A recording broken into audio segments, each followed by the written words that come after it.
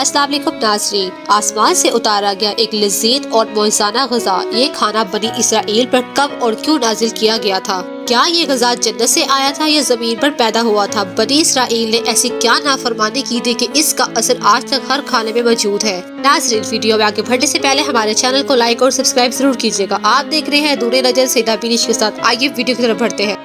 جب اللہ تعالیٰ نے قوم بنی اسرائیل کو مصر سے نکالا اور انہیں فرعون سے نجات دے دی تو بنی اسرائیل نے حضرت موسیٰ علیہ السلام کی رہنمائی میں بحیرہ احمر کو پار کیا اور فرعون اپنے لشکر سمیت غرق ہو گئے۔ جب حضرت موسیٰ علیہ السلام کو کچھ اطمینان نصیب ہوا تو اللہ کا حکم ہوا کہ بنی اسرائیل کے اس لشکر کو لے کے ارض مقدس یعنی شام میں داخل ہو جائے۔ اس مقدس سرزمین کا وعدہ بنی اسرائیل سے لیا گیا تھا اور جو انہیں عطا کیے جانے والی تھی، لیکن اس وقت اس ارض مقدس پر قوم عمالقہ کا قبضہ تھا جو بدترین کفار اور بہت طاقتور جنگجو اور نہایت ظالم لوگ تھے۔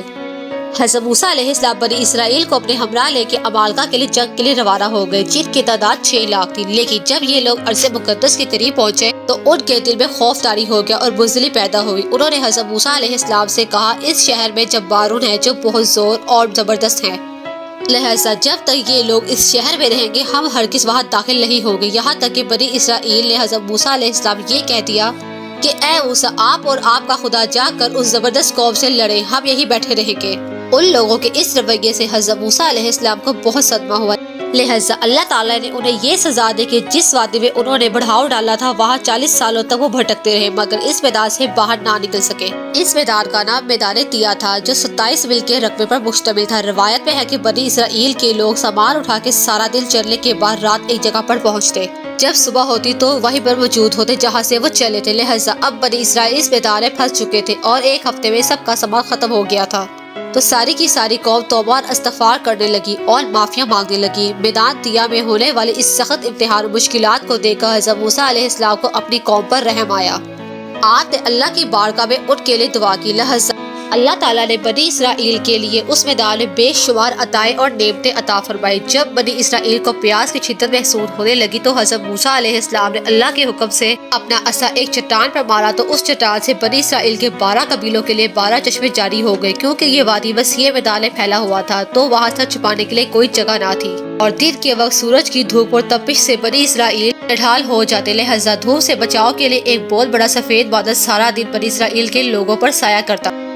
اس کے علاوہ رات میں میدان کے بیچوں بیچ ایک چمکدار ستون اترتا تھا جس کی روشنی میں وہ لوگ کام کاج کرتے تھے۔ اس کے علاوہ اللہ نے ان پر بہت سی عنایتیں کی تھی۔ انہی عنایتوں میں اور نعمتوں میں سے ایک نعمت من سلوا تھا۔ دراصل اللہ نے ان لوگوں کے کھانے کے لیے آسمان سے 2 قسم کے غذا اتارے تھے، ایک کا نام من اور دوسرے کا نام سلوا تھا۔ من شہد جیسی میٹھی غذا۔ انجیل کی ایک کتاب خروج میں لکھا ہے، جب وہ شبنم سوکھ گئی تو انہوں نے دیکھا میدان میں چھوٹی چھوٹی گول چیز پڑی ہے جیسے کہ بالے کے دانے ہوتے ہیں۔ بنی اسرائیل اسے دیکھ کر کہنے لگے، من یعنی کہ یہ کیا ہے؟ تب حضرت موسیٰ علیہ السلام نے اس سے کہا، یہ وہی غذا ہے جو خداوند کریم نے تم لوگوں کو کھانے کے لیے دی ہے، اور اس نے تجھ کو پہلے آزمائش میں ڈالا اور تجھے بھوکا رکھا اور پھر وہ من جسے تو اور تیرے باپ دادا بھی نہ جانتے تھے تجھے کھلایا تاکہ تجھ کو سکھائے انسان صرف روٹی پر ہی نہیں زندہ رہتا۔ دراصل ایک شبنمی گوند تھا جس کا ذائقہ شہد جیسا تھا۔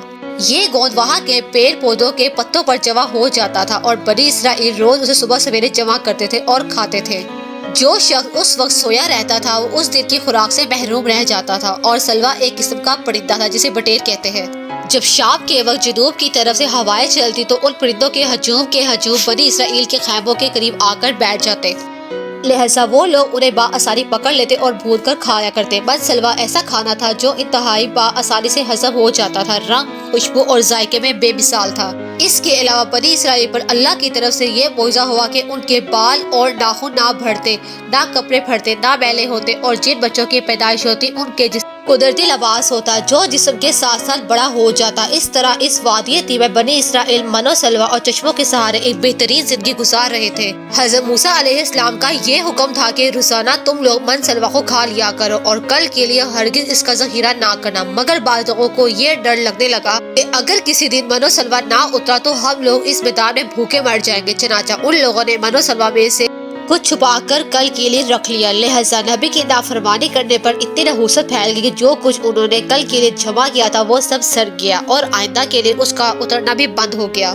لہذا حدیث مبارک میں رسول اللہ صلی اللہ علیہ وآلہ وسلم نے ارشاد فرمایا ہے کہ بنی اسرائیل نہ ہوتے تو کھانا کبھی خراب نہ ہوتا اور نہ گوشت سڑتا۔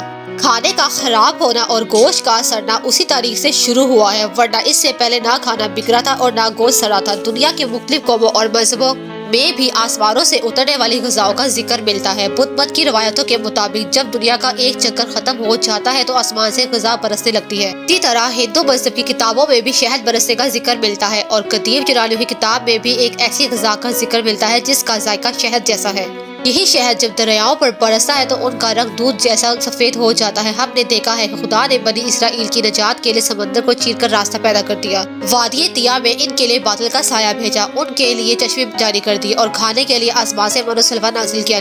لیکن ان تمام نعمتوں راحتوں کے ملنے کے باوجود بنی اسرائیل کے سرکش لوگوں نے اللہ پر توکل نہ کیا۔ انہوں نے خدا کے معجزات کو اپنی آنکھوں سے دیکھا تھا، لیکن اس کے باوجود انہوں نے کھانے کو اگلے دن کے لیے جمع کرنا شروع کر دیا۔ ناظرین، بالکل اسی طرح جب ہم کسی مصیبت اور پریشانی میں پھنسے ہوتے ہیں تو ہم یہ یاد نہیں رکھ پاتے کہ اللہ نے اس سے پہلے ہمارے لیے کیا کچھ کیا ہے اور ہمیں کتنی نعمتیں عطا کی ہیں۔ ہم صرف یہ دیکھتے ہیں کہ ہم اس وقت کتنی بڑی مصیبت میں ہیں۔ مشکل چاہے جتنی ہی بڑی ہو، ہمیں اللہ پر بھروسہ ہونا چاہیے، اور رزق کے لیے آنے والے وقت میں پریشان ہونے کی ضرورت نہیں ہے، کیونکہ اللہ پر بھروسہ کرنے والوں کو وہ غیب سے بھی رزق عطا کر دیتا ہے۔